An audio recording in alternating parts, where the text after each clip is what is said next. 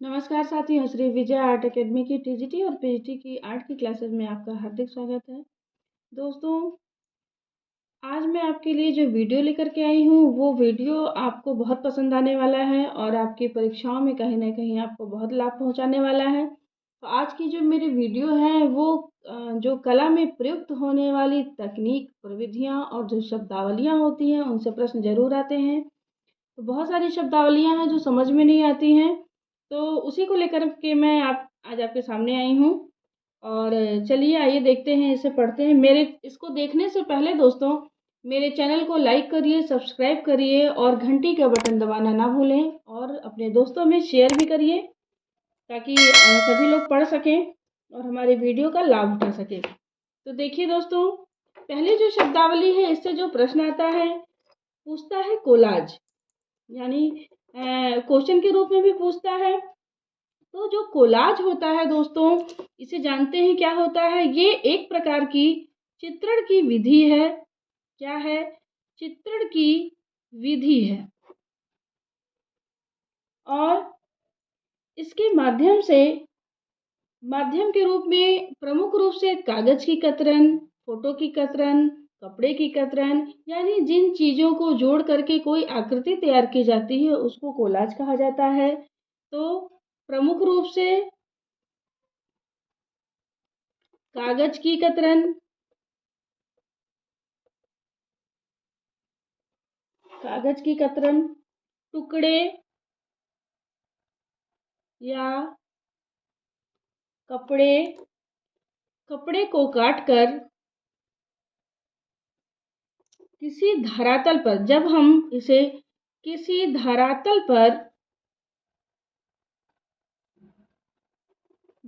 पर चिपकाते हैं,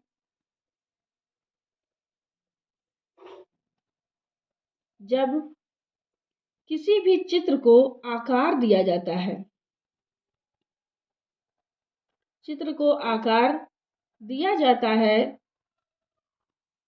उसे कोलाज कहते हैं, यानी उसे कोलाज चित्र कहते हैं। तो मेरे बताने के बाद आपको मेरे हिसाब से आपको जो है समझ में आ गया होगा कि कोलाज क्या होता है। आइए फिर से एक बार इसको देख लेते हैं। दोस्तों, ये चित्रण की विधि है।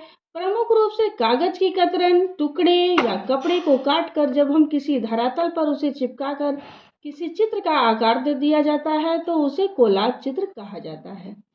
अगला हमारा जो टॉपिक है, जो यानी शब्दावली है, वो है एक्शन पेंटिंग। तो एक्शन पेंटिंग से भी क्वेश्चन जरूर आता है। ये भी एक बहुत ही महत्वपूर्ण शब्दावली है जिससे संबंधित प्रश्न आता है। आप सबको पता है कि एक्शन पेंटिंग के लिए जो अमेरिकी चित्रकार थे जैक्सन पोलाक, उनसे संबंधित प्रश्न जरूर आता है। अमेरिकी चित्रकार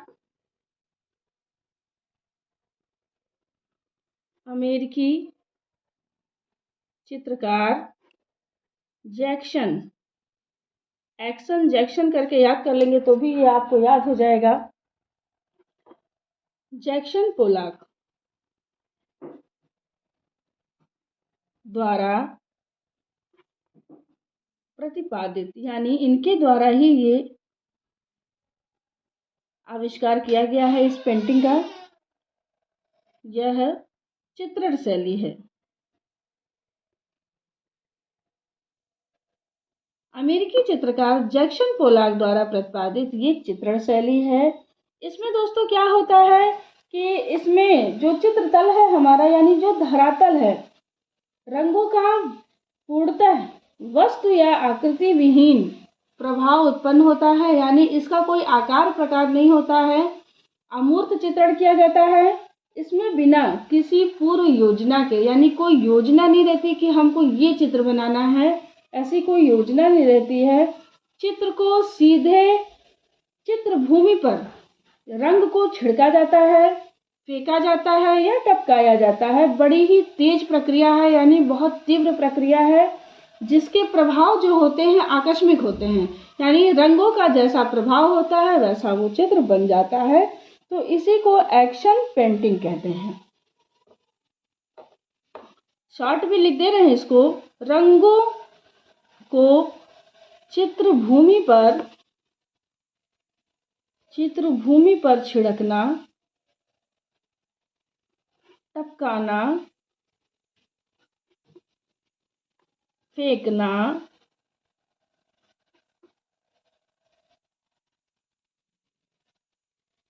फेंकने की तीव्र प्रक्रिया।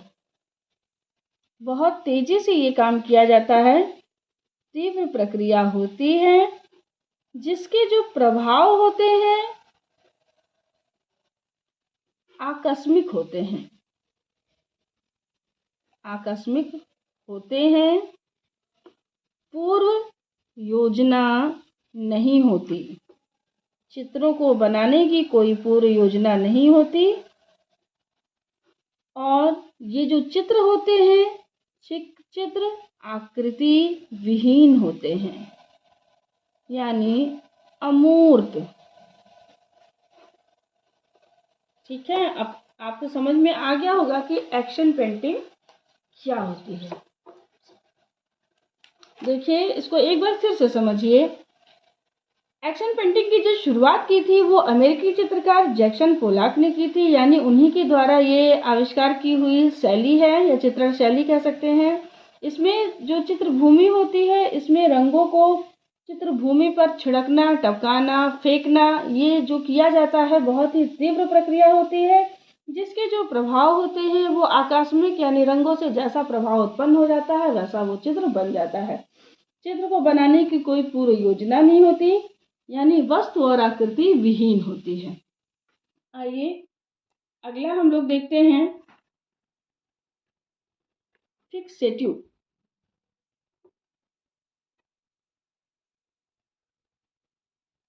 फिक्सेटिव क्या होता है? फिक्सेटिव भी प्रश्न में आता है। देखिए, यह वह पदार्थ है, यह वह पदार्थ है जो चाक, चारकोल,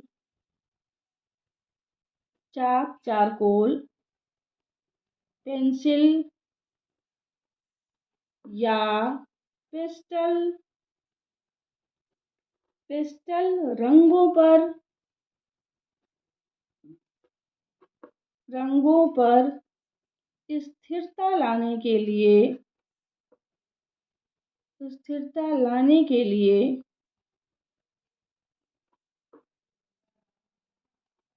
छिड़का जाता है।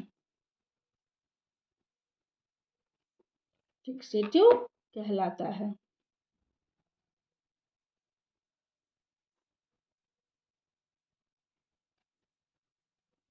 देखिए, जब हम चाक से, जो रंगीन चाक है उससे जब किसी चित्र की रचना करते हैं, चारकोल से किसी चित्र की रचना करते हैं या पेस्टल रंग से किसी चित्र की रचना करते हैं, तो चित्र बनाने के बाद जो है उस पर फिक्सेटिव का छिड़काव कर दिया जाता है, जिससे वो कलर क्या होता है, वो बंध जाता है, फिर वो कलर खराब नहीं होता है। इसके लिए फिक्सेटिव छिड़का जाता है। तो फिक्सेटिव का ये उपयोग है। पेपर में अक्सर आता है कि इन सब में किस में फिक्सेटिव का प्रयोग किया जाता है, तो अक्सर उत्तर क्या होता है, पेस्टल रंग के लिए।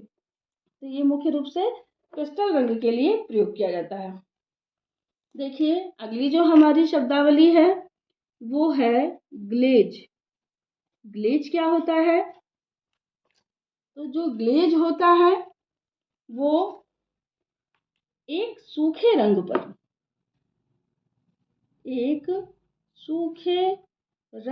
पर दूसरे रंग की पतली परत लगाना ग्लेज कहलाता है।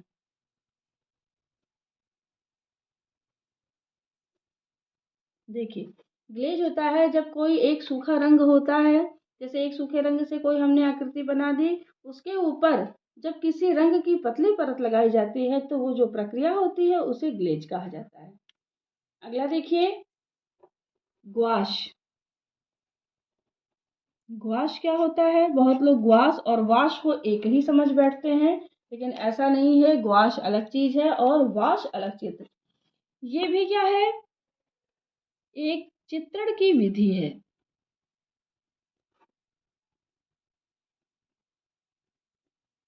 चित्रण की विधि है जिसमें जो रंग होता है उसमें गोंद मिलाया जाता है। तो गोंद मिलाकर के चित्र को क्या किया जाता है, अपारदर्शी कर दिया जाता है। और इसमें जो सफेद रंग होता है उसकी मुख्य विशेषता है यही, जिसमें गोंद मिश्रित गोंद मिश्रित अपारदर्शक अपारदर्शक रंगों का उपयोग होता है। इसमें सफेद सफेद रंग का प्रयोग इसकी मुख्य विशेषता है। मुख्य विशेषता है। देखिए एक बार फिर से इसको समझ लीजिए। जो ग्वाश होता है वो भी पेंटिंग की एक विधि है। इनमें रंगों में गोंद मिलाया जाता है। गोंद मिलाने के बाद रंग क्या होते हैं, वो अपारदर्शी हो जाते हैं। इसमें सफेद रंग का प्रयोग इसकी मुख्य विशेषता है। अगली जो हमारी शब्दावली है वो है सिग्रेफिटो। तो सिग्रेफिटो का सबसे पहले आप जानिए कि इसका विकास कब हुआ था। सिग्रेफिटो का विकास दोस्तों हुआ था, सिग्रेफिटो का विकास 13वीं शताब्दी में यूरोप में हुआ था। यूरोप में हुआ था। और ये है क्या चीज, इसमें जो है नीचे वाली रंग की परत को खुरचना, ये जो प्रक्रिया है यही सिग्रेफिटो कहलाती है। और जिस टूल से जिस टूल से इसका प्रथम अंकन किया जाता है उसको क्या कहते हैं, ये भी आप लोग जानिए कि सिग्रेफिटो में जिस टूल से प्रथम अंकन किया जाता है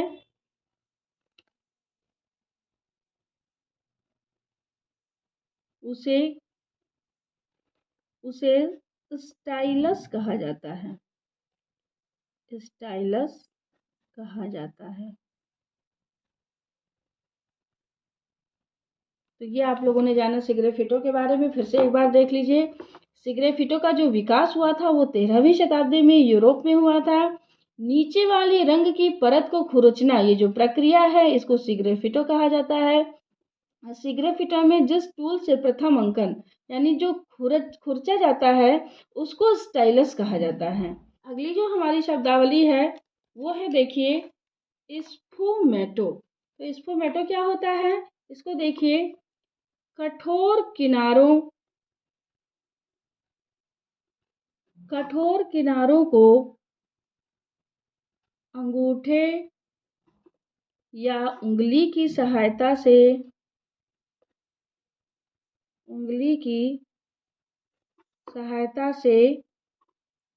मिलाते हुए कठोरता को कम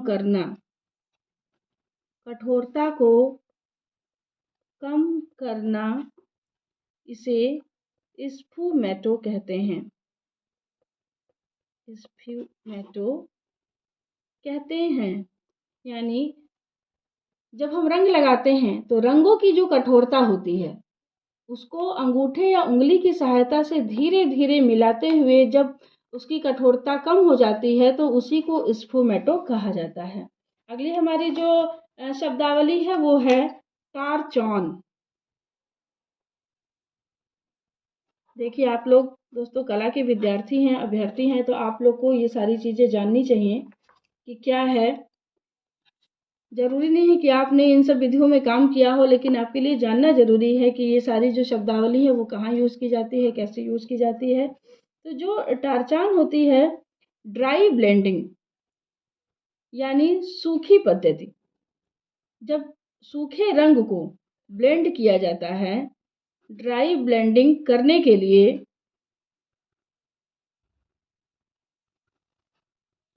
लिए कागज को कसकर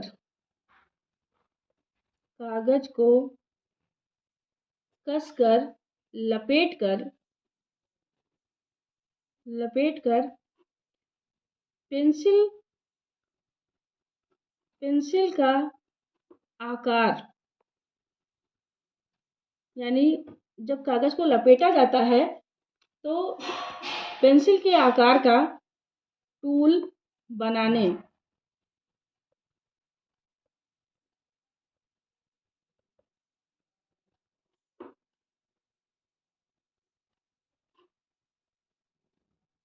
यानी जब रंगों को सूखा ब्लेंड करने के लिए, आपस में मिक्स करने के लिए जब हम कागज को कस करके लपेट लेते हैं, वो पेंसिल जैसा आकार का बन जाता है। उसी को जो जो टूल बन गया उसी को टारचान कहते हैं।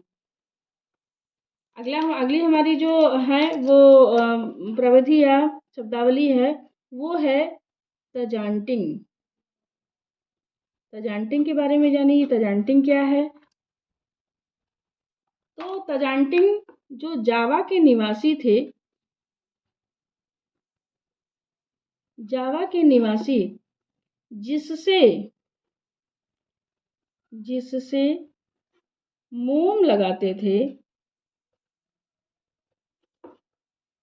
यानी किस पर, जब वो बाटिक की प्रक्रिया करते थे, बाटिक वाला कपड़े पर बाटिक का काम करते थे, तो जिस टूल से वो कपड़े पर मोम लगाते थे उसको तजांटिंग कहा जाता था। तजांटिंग कहा जाता था। अगली हमारी जो शब्दावली है वो है चेरा स्क्यूरो। ये शब्दावली दोस्तों अक्सर पूछी जाती है। इसका जो आविष्कार किया था वो जो है लियोनार्डो दा विंची ने किया था। इसका आविष्कार लियोनार्डो दा विंची ने किया था। इसका क्या अर्थ होता है चेरा स्क्यूरो? चेरा स्क्यूरो का अर्थ होता है दोस्तों छाया एवं प्रकाश का संतुलित प्रयोग। यानी चित्र में जब हम छाया और प्रकाश का संतुलित प्रयोग करते हैं तो उसी को चेरा स्क्यूरो कहते हैं। हैचिंग क्या होता है? अगली हमारी जो शब्दावली है वो है हैचिंग। हैचिंग क्या है? पास पास रेखाएं खींचकर, पास पास रेखाएं खींचकर छाया प्रकाश छाया प्रकाश को दर्शाना। जो हैचिंग होती है उसमें जैसे मान लिया ये बॉक्स है आपका और इसमें मुझे छाया प्रकाश दिखाना है, तो ये है जैसे, तो इसमें हमको छाया प्रकाश दिखाना है तो हम जैसे शेडिंग ऐसे पेंसिल से करते हैं तो वैसे शेडिंग नहीं करेंगे, उसमें हम बहुत बारीक बारीक बारीक बारीक रेखाएं खींचेंगे। तो ये जो विधि होती है वो हैचिंग कहलाती है। जैसे इस तरह से आप देखिए, पास पास महीन महीन रेखाएं खींची जाती हैं जिसके द्वारा ही छाया प्रकाश उत्पन्न किया जाता है। तो ये जो विधि होती है वो हैचिंग कहलाती है। अब अगली जो हमारी शब्दावली है उसको देखिए, जेनर। जेनर क्या होता है? जेनर कहा जाता है जो चित्र जो चित्र जनसाधारण जनसाधारण के जीवन से संबंधित होते हैं, जीवन से संबंधित होते हैं उन्हें जेनर कहा जाता है। उन्हें जेनर कहा जाता है। दोस्तों, इसी तरह आप हमारे वीडियो के साथ बने रहिए, पढ़ते रहिए। आपको बहुत अच्छी अच्छी वीडियो मिलने वाली है। तो ये सारे जो बहुत जो नए बच्चे होते हैं उनको इन सब शब्दावलियों में बहुत दिक्कत होती है, तो उन बच्चों के लिए हमारी ये वीडियो बहुत ही ज़्यादा उपयोगी है। देखिए, अब अगली जो हमारी वो है शब्दावली, वो देखिए क्या है। दृष्टिगत मिश्रण, यानी ऑप्टिकल दृष्टिगत मिश्रण क्या होती है। इसमें देखिए, दो रंगों को प्रत्यक्ष धरातल, प्रत्यक्ष का मतलब आप लोग समझते होंगे, जो सामने दिखाई दे उसको प्रत्यक्ष कहते हैं। प्रत्यक्ष धरातल पर पास पास लगाकर मिश्रण का प्रभाव उत्पन्न किया जाता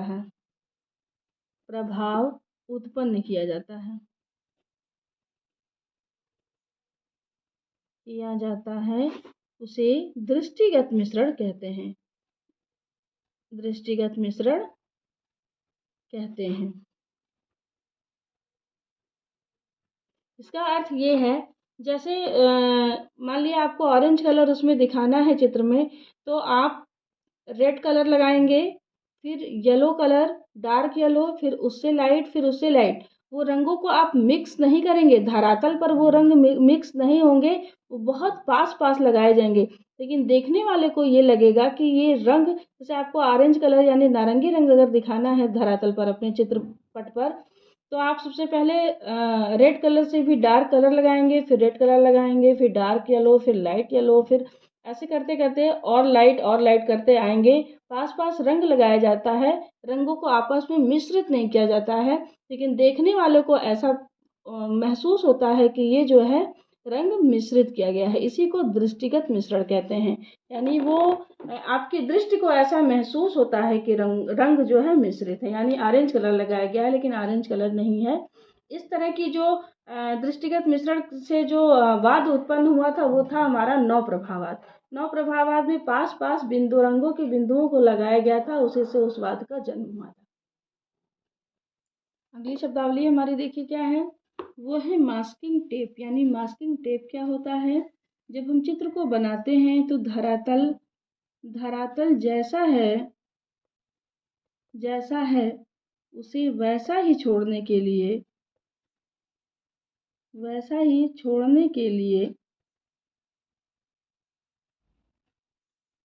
उसे मास्किंग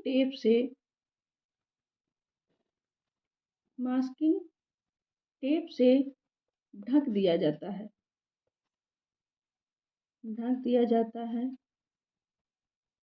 तथा रंग हो जाने के बाद, यानी जब हम रंग कर लेते हैं, रंगांकन का कार्य जब हो जाता है,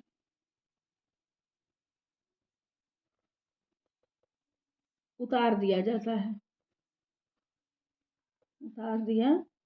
है। जैसे मान लिया मुझे लैंडस्केप बनाना है, या जल रंग या ऑयल कलर, किसी से भी मुझे कुछ बनाना है, तो चारों तरफ क्या होता है, मास्किंग टेप जो है लगा दिया जाता है। और जब हम रंग कर लेते हैं उसके बाद उस मास्किंग टेप को उखाड़ दिया जाता है, तो वो जो हिस्सा होता है वो वैसा का वैसा ही बना रहता है। अब अगली हमारी जो तकनीक है वो देखिए क्या है।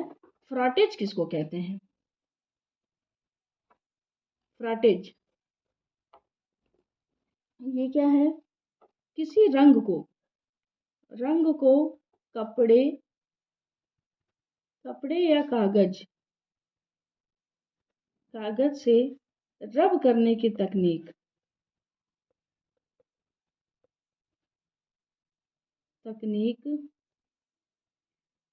ये फ्रॉटेज कहलाती है।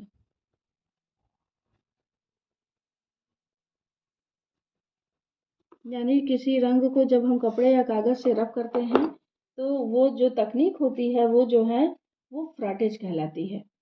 अब अगली हमारी जो वो है शब्दावली, उसे देखिए। मोनोक्रोम क्या होता है? मोनोक्रोम ये क्या होता है? तो जब किसी चित्र को जब किसी चित्र को एक ही रंग एक ही रंग के हल्के और गाढ़े प्रभाव से कोड किया जाता है, वह मोनोक्रोम कहलाता है। मोनोक्रोम कहलाता है यानी एक रंग संगति। इसको मोनोक्रोम कहते हैं। जब हम किसी, जैसे मान लिया मुझे कोई सीनरी बनानी है या लैंडस्केप बनाना है, मैंने ब्लैक कलर का चुनाव किया है, तो उसी ब्लैक कलर के हल्के और गाढ़े रंगों के प्रभाव के द्वारा हम उस चित्र को पूर्ण करेंगे। ये जो पेंटिंग बनती है इसको कहा जाता है एक रंग संगति। अब अगला देखिए क्या होता है, एक्रोमेटिक क्या होता है। ये सारी शब्दावलियां आपके लिए जानना बहुत जरूरी है। जानने से ज्यादा इसको समझना जरूरी है। एक्रोमेटिक, तो एक्रोमेटिक क्या होता है? काला सफेद रंग संगति। जब किसी चित्र को केवल काले और सफेद रंग से ही बनाया जाता है तो वो जो चित्र कहलाता है वो होता है एक्रोमेटिक। अब देखिए अगली जो हमारी शब्दावली है वो क्या है? पॉलीक्रोमेटिक। पॉलीक्रोमेटिक ये क्या है? इसमें विभिन्न रंगों से विभिन्न रंगों से चित्र को बनाया जाता है, यानी लाल, पीला, काला, सफेद, हरा, तमाम जो भी बहुरंगी चित्र, इसको आप कह सकते हैं एक तरह से बहुरंगी चित्र। इसका जो तकनीकी नाम है वो है पॉलीक्रोमेटिक, इसको कहा जाता है। अगली जो हमारी शब्दावली है वो देखिए क्या है? हेलियोग्राफी।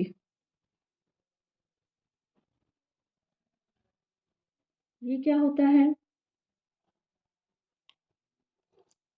ये जो है ये लेखन कला। हेलियोग्राफी का अर्थ होता है लेखन कला। लेखन कला, तो लेखन कला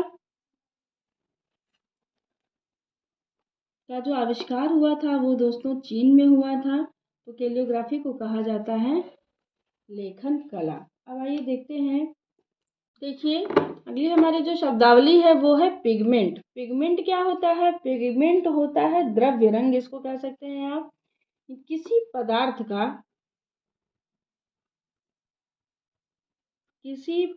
का पिसा हुआ कण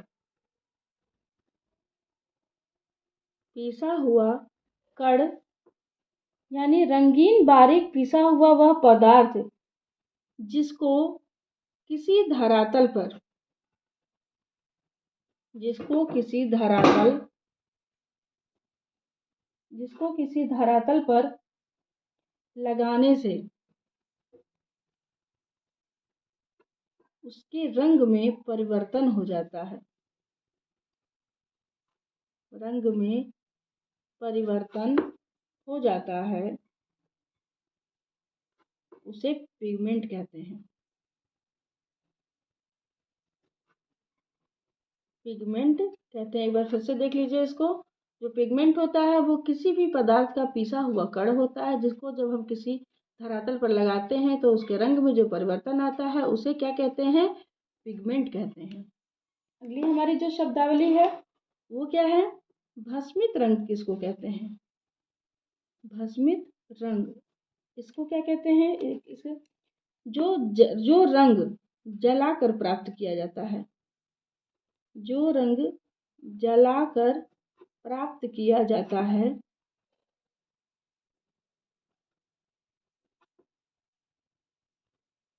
उसे भस्मित रंग कहते हैं। उसे भस्मित रंग कहते हैं। जैसे आप इसको समझ लीजिए, जैसे बर्नसाइना, बर्नसाइना जो रंग होता है वो भस्मित रंग कहलाता है, जला हुआ रंग। या बर्न्ट अंबर, बर्न्ट अंबर, ये ब्राउन का डार्क ब्राउन कलर होता है, उसी को जो है बर्नसाइना, बर्न्ट अंबर, ये उदाहरण स्वरूप मैंने आपको लिखवाया है, इसी को भस्मित रंग कहते हैं। अगली हमारी जो शब्दावली है वो देखिए, भूमिगत रंग, यानी वे रंग जो भूमि से प्राप्त होते हैं, भूमि से प्राप्त होने वाले रंग, होने वाले रंग, जैसे ochre yellow, ochre yellow, raw umber, ये जो सब कलर होते हैं वो भूमिगत रंग होते हैं। रॉ साइना, ये जो रंग हैं ये भूमिगत रंग कहलाते हैं। अब देखिए अगली हमारी जो शब्दावली है वो है ब्लेंडिंग। ब्लेंडिंग क्या होता है? ब्लेंडिंग, ब्लेंडिंग होता है दो रंगों को कोमलता पूर्वक, कोमलता पूर्वक कैनवास पर, कैनवास पर ब्रश से मिश्रित, मिश्रित करना ब्लेंडिंग कहलाता है। देखिए ब्लेंडिंग का अर्थ ही होता है मिश्रित करना, लेकिन इसमें आप थोड़ा सा इसको देखिएगा, कहाँ पर मिश्रित करना, कलर प्लेट में मिश्रित करना नहीं, जब हम सीधे कैनवास पर दो रंगों को कोमलतापूर्वक ब्रश से जब मिश्रित करते हैं तब वो जो होता है उसे ब्लेंडिंग कहते हैं।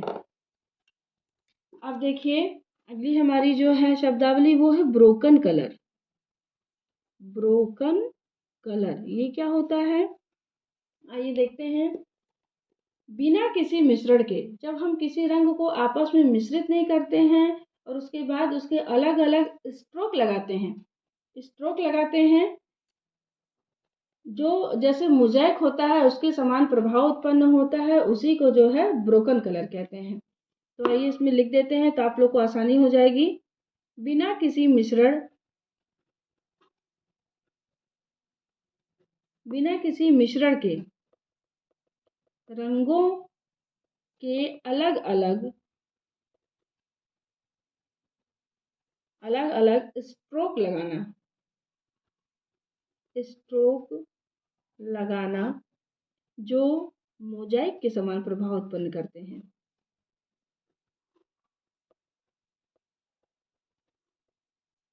प्रभाव उत्पन्न करते हैं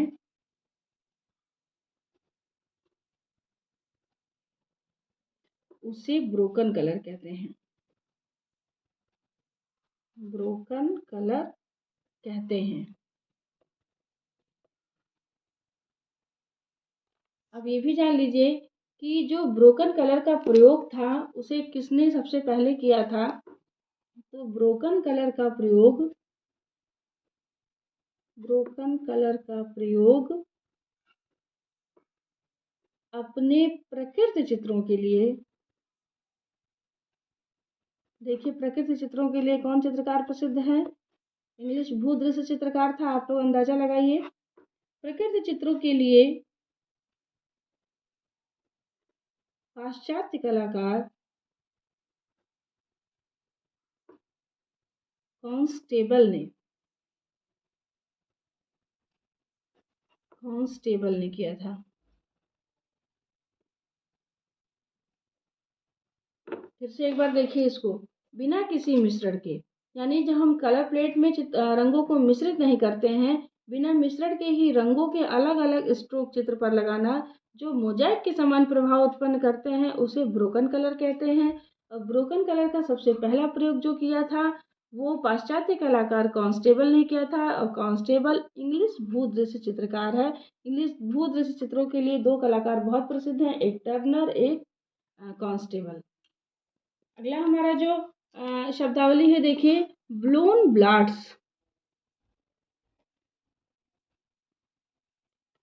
ये क्या है, इसको क्या कहते हैं, ब्लोन ब्लास्ट का मतलब क्या होता है।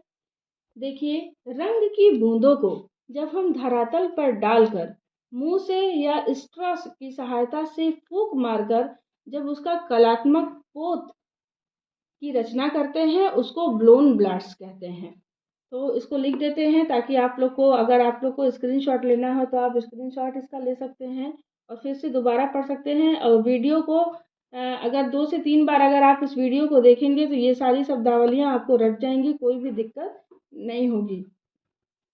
रंग की बूंदों को धरातल पर डालकर मुंह से या स्ट्रॉ जो होती है, जूस वगैरह पीने वाली, स्ट्रॉ की सहायता से फूंक मारकर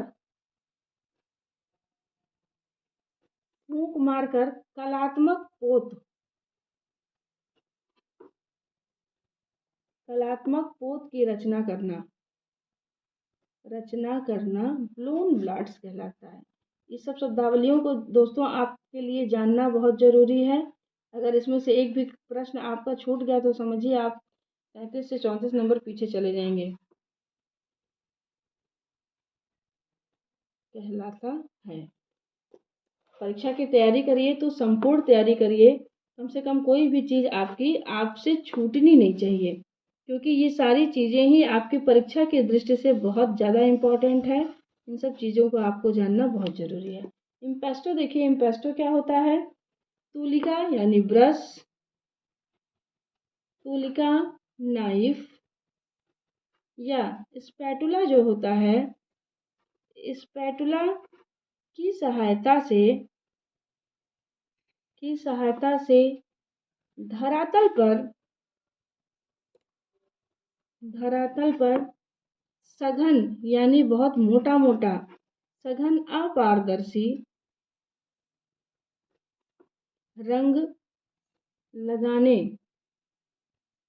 को इम्पेस्टो कहा जाता है। इम्पेस्टो कहा जाता है।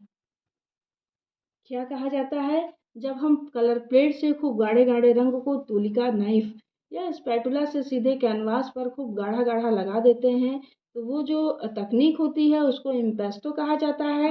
इन इम्पेस्टो के लिए भारत में जाने माने कलाकार थे राम कुमार और एम.एफ. हुसैन। इन दोनों लोगों का नाम इम्पेस्टो के लिए जाना जाता है। अब अगली हमारी जो शब्दावली है वो है इम्प्रिंट। इम्प्रिंट किसे कहते हैं दोस्तों, इम्प्रिंट क्या होता है, गाढ़े रंगों को लगाने के बाद किसी वस्तु, जैसे हमने गाढ़ा रंग लगाया और कोई वस्तु ले ली, जैसे नाइफ ले लिया या कंघी ले लिया या खाने वाला जो फॉर्क होता है यानी कांटा जो होता है वो ले लिया, उससे दबा करके खींचा जाता है उस रंग को। उस जो टूल्स है हमारे पास, जैसे नाइफ हो या कंघी हो या फार्क हो, कोई भी चीज़ हो, उसे दबा करके जब खींचा जाता है तो एक विशेष प्रकार के पोत का निर्माण होता है, उसी को इम्प्रिंट कहा जाता है। तो आइए लिख देते हैं, गाढ़े रंगों को लगाने के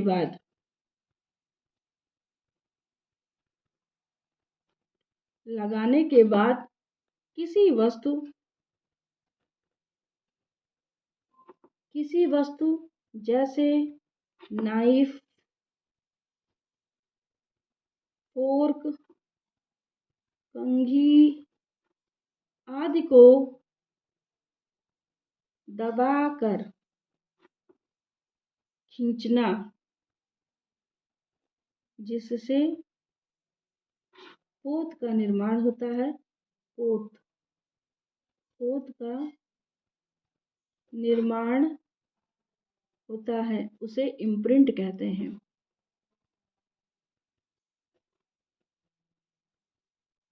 दोस्तों, हमारी इस वीडियो को अगर 2 से 3 बार आप देख लेंगे तो उससे आपका ये टॉपिक तो बहुत अच्छे से तैयार हो जाएगा। अब अगली हमारी जो शब्दावली है वो क्या है, देखिए, स्पैटरिंग क्या है,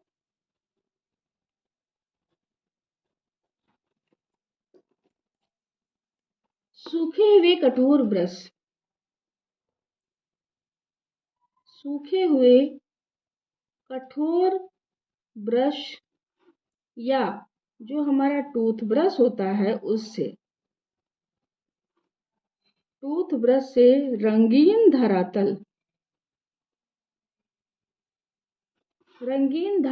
पर उंगली के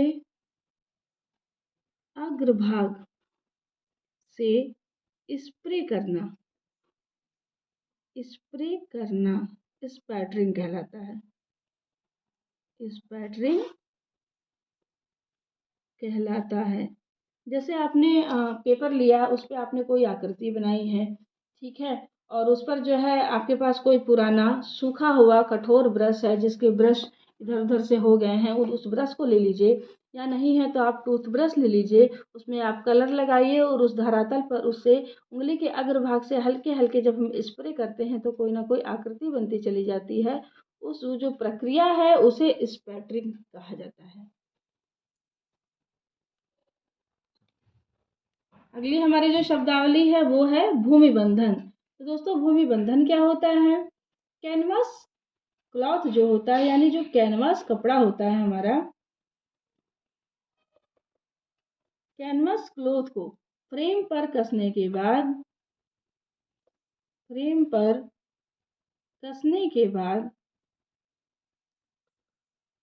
उस पर अस्तर की जो परत चढ़ाई जाती है, अस्तर की जो परत चढ़ाई जाती है उसे भूमि बंधन कहा जाता है। भूमि बंधन कहा जाता है। तो भूमि बंधन के बारे में आपको पता चला कि जो कैनवास होती है, यानी कैनवास क्लॉथ जो होती है, वो जब फ्रेम पर कस दी जाती है उसके बाद एक अस्तर की परत उस पर चढ़ाई जाती है। वो जो परत चढ़ाने की जो प्रक्रिया है उसको भूमि बंधन कहा जाता है। भूमि बंधन की दो प्रक्रियाएं होती हैं, वो भी जान लीजिए आप सब। भूमि बंधन की दो प्रक्रियाएं होती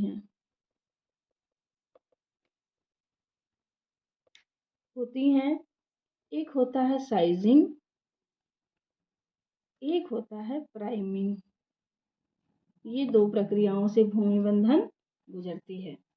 अब अगली हमारी जो शब्दावली है वो है ग्रिसाइल पद्धति। ग्रिसाइल पद्धति ये क्या होती है, इसको भी जान लीजिए। इसका जो आविष्कार किया था, इसका आविष्कार कॉन्स्टेबल ने किया था। कॉन्स्टेबल ने किया था।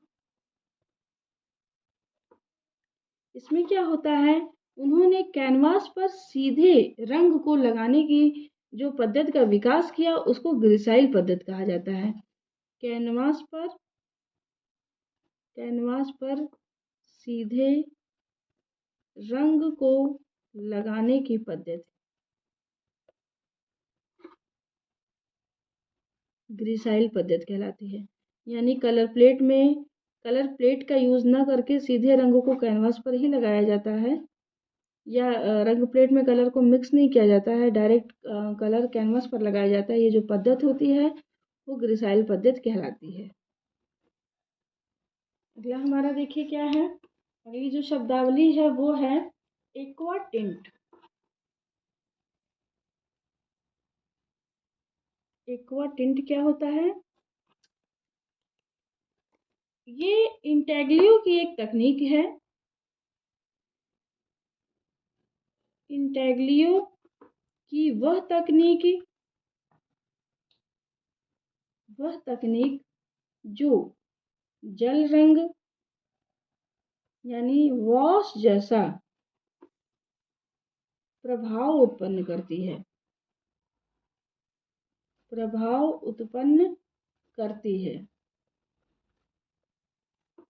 वो एक्वाटिंट कहलाती है। जैसे जो एक्वाटिंट की जो टेक्निक है वो इंटेग्लियो की एक टेक्निक है, जो चित्र देख करके, यानी जो छापा कला ही एक तरह से है ये, तो वो जो जल रंग जैसा प्रभाव उत्पन्न होता है, बिल्कुल देखने में लगता है कि ये वॉश पेंटिंग है, उस तरह से ये पता चलता है। देखिए, अगली हमारी जो है वो क्या है, थ्री पेंसिल क्या होती है। थ्री पेंसिल तकनीक ये क्या होती है दोस्तों? मुझे उम्मीद है कि ऐसी वीडियो आपको यूट्यूब पर एक एक साथ कहीं नहीं मिलेगी कि सारे जो है, जो शब्दावलियाँ आपको बताया जा रहा है इस वीडियो में, ऐसा आपको मिलेगा नहीं कहीं, वो हमारे चैनल पर ही आपको मिलेगा। देखिए, एक साथ एक ही स्केच में ब्लैक पेंसिल, ब्लैक पेंसिल, श्वेत पेंसिल, श्वेत पेंसिल हो या चौक हो, या लाल रंग की पेंसिल जिसको सेंगुइन कहते हैं, लाल रंग की पेंसिल, इसको दोस्तों सेंगुइन कहते हैं। इसका एक साथ प्रयोग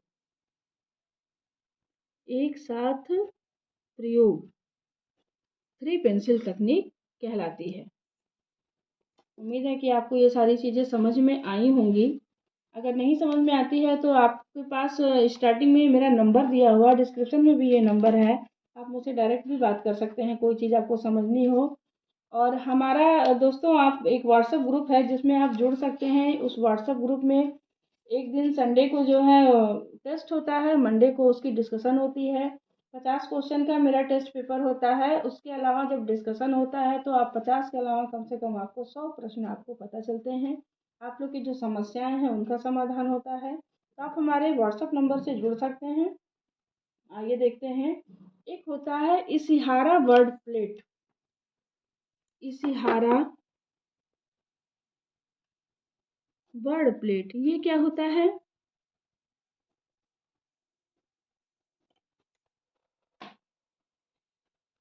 ये जो वर्ड प्लेट होती है दोस्तों, वो कलर ब्लाइंडों के लिए होती है, यानी जिनके कलर वर्णांधता जो होती है उनके लिए होती है।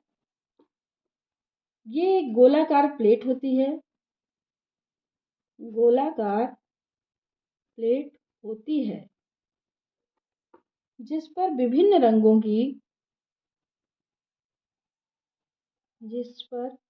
विभिन्न रंगों की बिंदुएं बिंदुएं लगी होती हैं।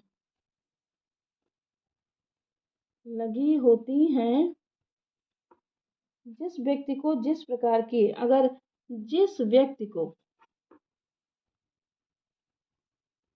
किसी प्रकार की वर्णांधता वर्णांधता नहीं होती,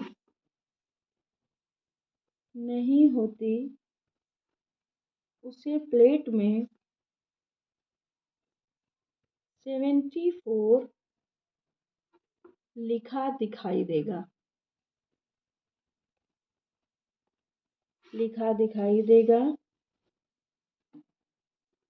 लेकिन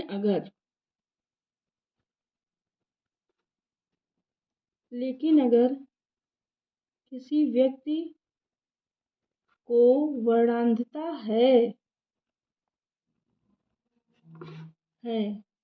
तो उसे 21 लिखा दिखाई देगा। इसके माध्यम से आप चेक कर सकते हैं कि वर्णांधता है या नहीं। ऐसे नहीं पता चलता है कि किसको वर्णांधता है या किसको नहीं है, कलर ब्लाइंडनेस जिसको कहते हैं। तो इस पे जो प्लेट होती है इसिहारा वर्ड प्लेट, इसके माध्यम से इसको चेक किया जाता है। देखिए, इस जो इसिहारा वर्ड प्लेट है, जब आपका सिलेक्शन हो जाएगा, जब आपसे आयोग कहेगा कि आप अपनी मेडिकल बनवा के लाइए, और जब आपकी आँख की टेस्ट होगी तो उसमें ये प्लेट दिखाई देती है। तो उसमें आपको, अगर आप सही हैं, आपके वर्णांधता नहीं है, तो 74 लिखा दिखाई देगा, अगर है तो 21 लिखा दिखाई देगा।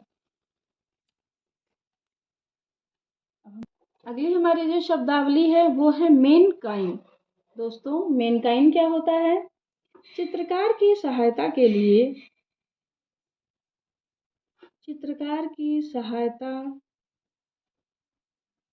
के लिए मानव देह का नमूना, मानव देह का नमूना जो होता है उसे मेनकाइन कहते हैं। देखो, मेनकाइन क्या होता है?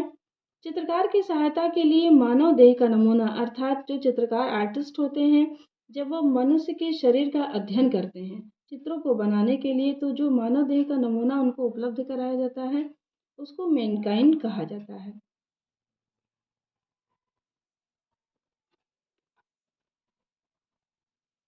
देखिए, अगली जो हमारी शब्दावली है वो है पैटर्न। पैटर्न क्या होता है? जो हमारे अलंकारिक आलेखन होते हैं वही पैटर्न कहलाते हैं। अलंकारिक आलेखन को ही पैटर्न कहा जाता है।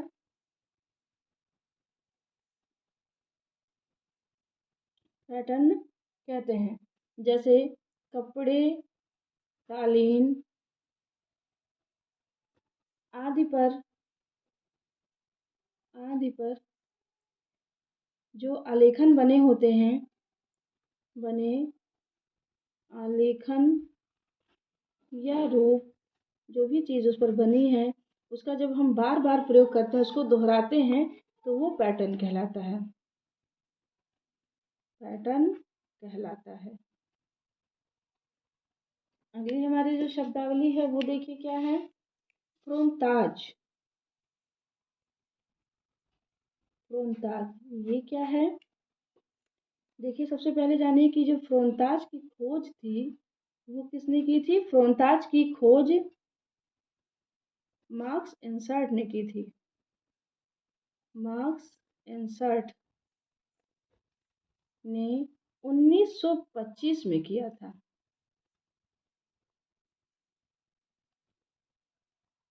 इसमें क्या होता है? इसमें जो धरातल होता है उस पर रेगमाल कागज से रगड़ना, मिटाना, ये प्रक्रिया की जाती है बार बार, ताकि जो पोत की बनावट है, यानी जो धरातल की जो बनावट है वो एक नए पोत में बदल जाए, उसी को फ्रोंताज कहा जाता है। तो इसको लिख देती हूँ।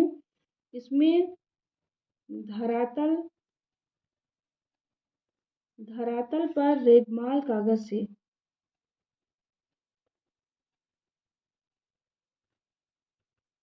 रगड़ना, मिटाना प्रक्रिया की जाती है, की जाती है, ताकि पोत की बनावट, पोत की बनावट एक नए पोत में बदल जाए, बदल जाए और सुंदर पोत का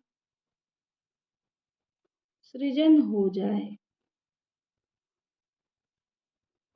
तो इसे आपने जाना कि फ्रोंताज क्या होता है। फ्रोंताज की जो खोज थी वो मार्क्स एंसर्ट ने की थी 1925 में। ये एक अभिव्यंजनावादी कलाकार था। इसमें धरातल पर जो रेगमाल कागज लेकर के उसको रगड़ा और मिटाया जाता है बार बार, ये प्रक्रिया की जाती है ताकि जो पोत की बनावट है वो एक बदल जाए और एक नए रूप में हमारे सामने आ जाए। अगला हमारा जो है वो है, देखिए, बाटिक से प्रश्न आ चुका है। तो बाटिक को जानिए, बाटिक क्या होता है? बाटिक का जो बाटिक चित्रण, बाटिक चित्रण कपड़ा व चमड़ा दोनों पर प्रयोग किया जाता है।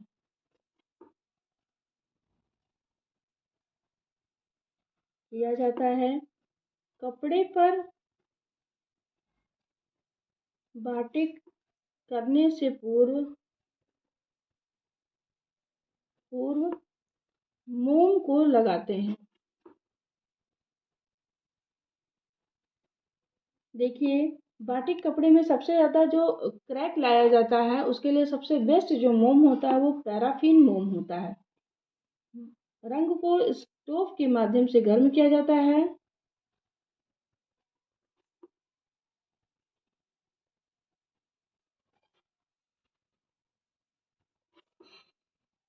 गर्म किया जाता है। उसके बाद रंगांकन कार्य किया जाता है।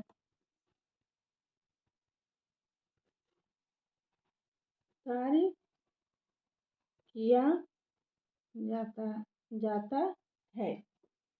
जो चमड़े पर कैसे किया जाता है? चमड़े पर मोम की जगह बबूल की गोंद लगाई जाती है। बबूल की गोंद। और रंग लगाने के लिए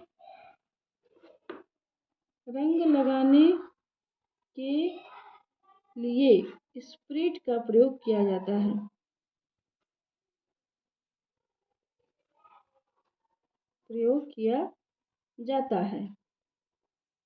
बाटिक कला का जन्म कहाँ हुआ था, ये भी जान लीजिए।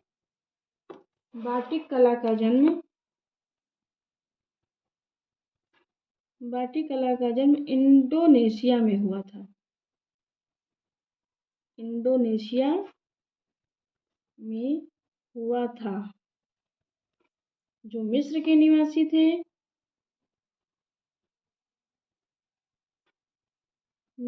निवासी थे वो बाटिक से बने कपड़े पहनते थे।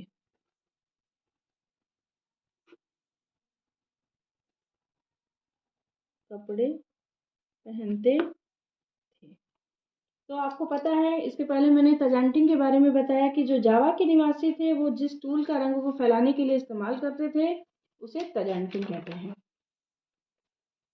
देखिए, अगली हमारी जो शब्दावली है वो है बंधेज।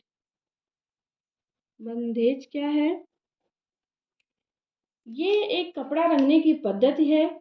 इसको इंग्लिश में टाई एंड डाई कहा जाता है। इसको मैं लिख देती हूँ। यह कपड़ा रंगने की पद्धति है। इसे टाई एंड डाई कहा जाता है। जो बंधेज होता है यानी जो टाई एंड डाई होता है उसे जो हमारे पुरुष भाई हैं वो भले न जानते हों, लेकिन जो महिलाएं हैं, जो लड़कियां हैं, वो खूब अच्छे तरीके से जानते हैं। कपड़ा रंगने की पद्धति है, इसे टाई एंड डाई कहा जाता है। जापान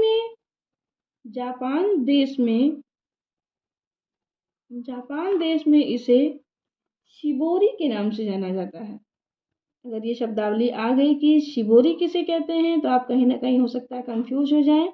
शिबोरी जो है टाई एंड डाई को कहा जाता है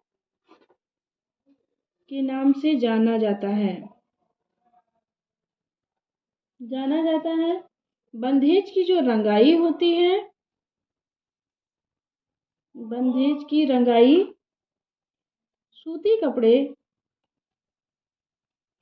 कपड़े या रेशमी कपड़े पर किया जाता है। इसमें जो प्रिंट होता है वो ज़्यादातर चुंदरी की तरह होता है। किसी चीज़ को कपड़े में बांध दिया जाता है, उसके बाद उस कपड़े की रंगांकन कार्य किया जाता है। तो जितना हिस्सा बंधा होता है उस पर कलर नहीं चढ़ता, बाकी कपड़े पर कलर चढ़ जाता है। देखिए, यहाँ पर हमारा ये टॉपिक ख़त्म होता है। इसकी अगली वीडियो भी आपको मिल जाएगी।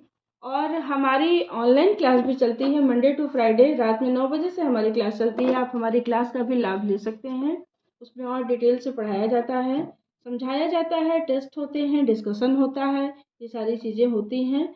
और दोस्तों, हमारी वीडियो अगर आपको पसंद आती है तो हमारे चैनल को लाइक करिए, सब्सक्राइब करिए और दोस्तों घंटी का बटन दबाना ना भूलें। आपका प्यार और सहयोग हमारे साथ हमेशा बना रहे और मेरी तरफ से आपके लिए बहुत बहुत शुभकामनाएं। नमस्कार।